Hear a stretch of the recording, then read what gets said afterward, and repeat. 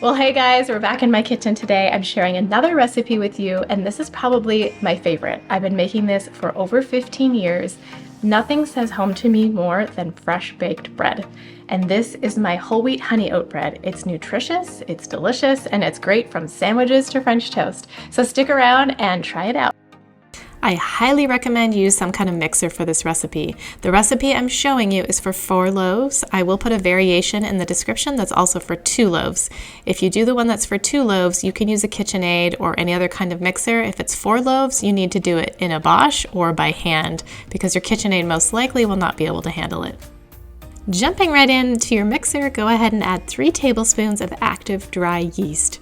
No preferred brand here, just make sure that your yeast is good before you use it and waste all your ingredients. To that, you'll add 2 cups of whole wheat flour, and then we're going to add 1.5 cups of warm water. Now, an important note with this is you want to make sure that your water is not too hot and not too cold, otherwise it won't activate the yeast or it will kill the yeast. So you want it between about 110 and 120 degrees. And something else to mention as I'm adding the water here, I like to keep my yeast in the freezer or the fridge because it lasts longer that way. So just wanted to make sure I mentioned that. So once you've added the water, go ahead and mix that up. You don't have to do it like super thoroughly, but I do like to kind of scrape the sides as I'm going and make sure everything gets mixed in a little bit. To that mixture, you're going to add 4 more cups of whole wheat flour. And you notice, you guys, I'm not really exact here. That's just, sometimes I am, sometimes I'm not. I should probably like spoon it in the measuring cup and use a knife to level it off, but it always works out, so it's fine. And you're also going to add 3 more cups of warm water. So just the same process as you did before. I always temp it just to make sure it's good. So go ahead and pour that in and then mix this in really well.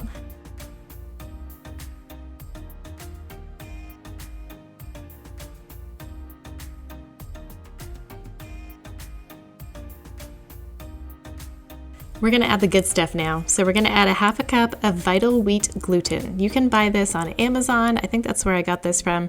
You can probably get it in just about any grocery store, probably in the natural section. I don't know why, but that just tends to be where it is. And then we're going to add 2 tablespoons of salt. I prefer sea salt. I just know it's better for you, but you can use whatever salt you want. Now we're going to add some oil. We're going to add 1/3 cup of oil, and I definitely prefer olive oil. It's my favorite oil, but you can really use whatever kind you like. I just like olive oil because it tends to be one of the healthier oils. And you know, it's funny, speaking of healthy, I remember when I was making this at first, like making it all the time, and a family member said to me, like, "You're making all that bread, like that's not good for you to have all that bread." And I'm like, we're not eating it all at once. So, I mean, if you look at the ingredients going in here, this is pretty healthy stuff. So unless you're sitting and scarfing down the whole loaf at once, this is probably one of the healthiest breads you're gonna find. All right, we're also going to add 2/3 cup of honey. And again, I prefer raw honey, but it doesn't have to be raw. So go ahead and add that in, and then we're gonna put the lid on and mix that all really well until it's completely mixed in.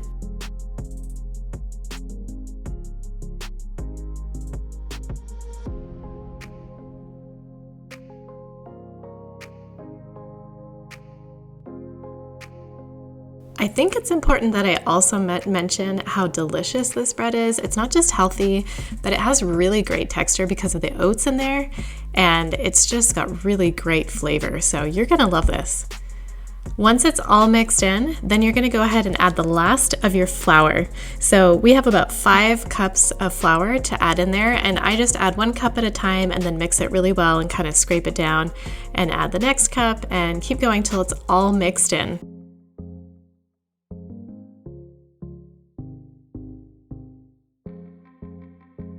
The last thing we're gonna add are our oats. And like I said, they just add such great texture in here. And it's just different than, you know, your typical whole wheat bread. And we're gonna add 2 cups to our mixer here and mix those in really well. And then once they're mixed in, you're gonna go ahead and, at least on my Bosch, I turn it on to like, it only goes to I think 4 or 5. So I turn it on to like a 2 or a 3 and set the timer for 5 minutes, and just basically I'm letting it knead the bread.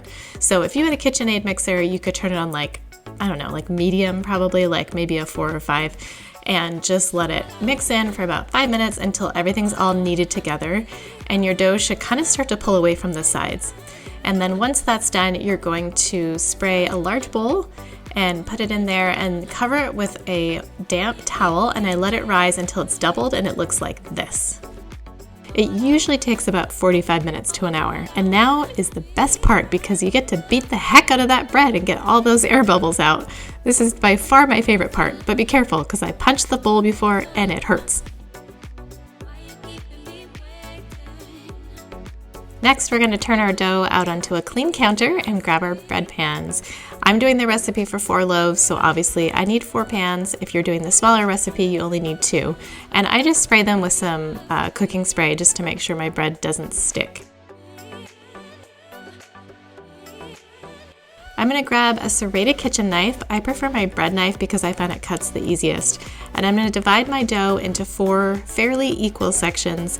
And if you have a kitchen scale, you're more than welcome to weigh them. Sometimes I do, like if I'm selling my bread, I'll weigh the bread and make sure they're all exactly the same weight. But if it's just for our family, I don't care so much. I just kind of try to eyeball it. Or sometimes I'll kind of like pick them up, you can see me doing here, and kind of like gauge like, okay, do I need to add a little bit more to one or the other?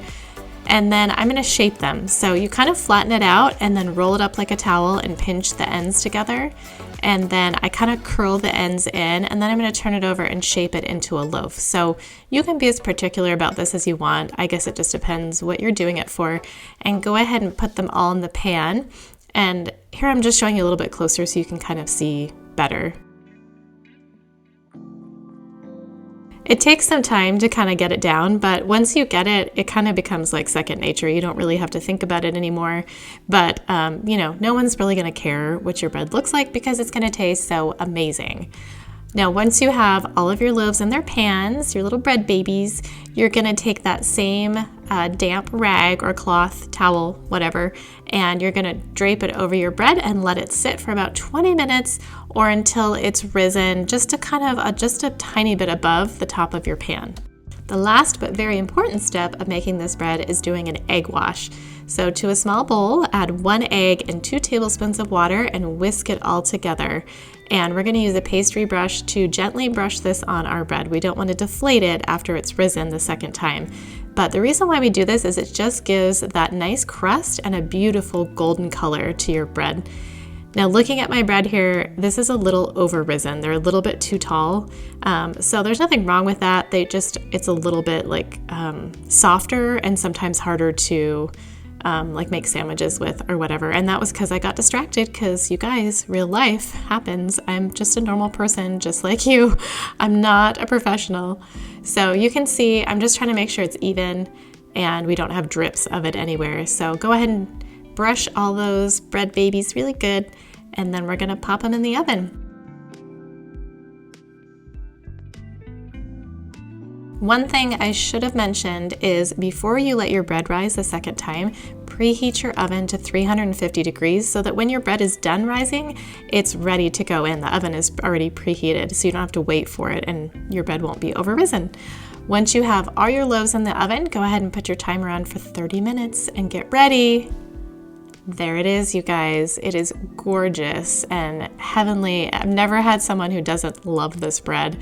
It's good for French toast or sandwiches or just to slather some butter on, especially straight out of the oven. And the texture is amazing. And it's got that beautiful crust on it. I hope you guys try this. Please subscribe and let me know in the comments down below how you liked it and what you'd like me to make next.